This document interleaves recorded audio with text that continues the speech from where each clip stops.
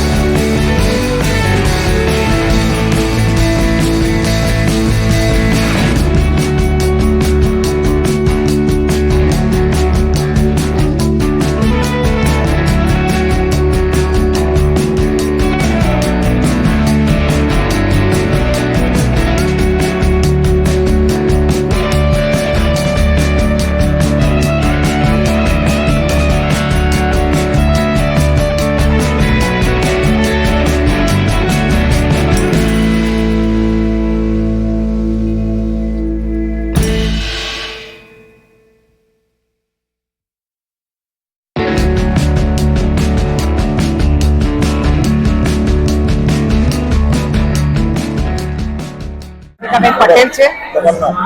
મારું નામ રશ્મિકાબેન પટેલ છે। ઉમિયા પરિવાર ટ્રસ્ટ દ્વારા અહીંયા ઉમિયા ધામમાં છેલ્લા 30 વર્ષથી પ્રાચીન ગરબાનું આયોજન કરવામાં આવે છે।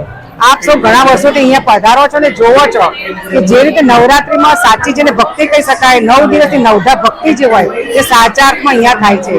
આપ જુઓ તો અમારી 100 જેટલી બહેનો માથે તાંબા પિત્તળના ગરબા માથે લઈને ઘૂમતી હોય છે।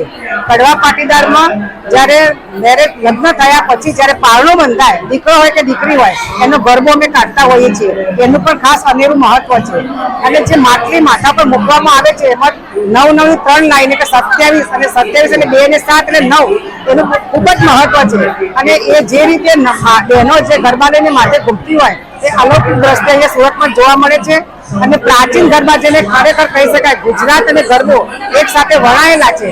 ગુજરાતને ગરબો અને ગુજરાતી એક સાથે વણાયેલા છે। અને આપ જોઈ શકો કે આઠમના દિવસે મહાઆરતી અહીંયા કરવામાં આવે છે। મહાઆરતીની અંદર આ ગ્રાઉન્ડની અંદર જેટલા પણ લોકો હોય બધાના હાથમાં દીવડા આપવામાં આવે છે। 100 જેટલી બહેનો માટે ગરબા લેતી હોય છે, 250 જેટલી મસાલો હોય છે। અને મસાલો સાથે એક અલૌકિક દ્રશ્ય ઉત્પન્ન થતું હોય છે। ટોટલી લાઇટિંગ બંધ કરવામાં આવે છે। અને જે દીવડા બધા 25,000 દીવડા ઝગમગતા હોય તો આપણને એવું લાગે કે સાક્ષાત માં અંબાને માં ઉમિયા અહીંયા નવરાત્રીમાં ગરબે રમવા પધારે છે। અને આખા ગુજરાતમાં જો સાચા અર્થમાં નવરાત્રી થતી હોય, પ્રાચીન ગરબા ગવાતા હોય તો સુરતની અંદર ઉમિયા ધામમાં ગવાય છે। અને જે સ્ટેજ ઉપરથી ગવાતા ગરબા પણ માતાજીના ગરબા જ હોય છે, કોઈ ફિલ્મી ગીત કે કોઈ એવું હોતું નથી।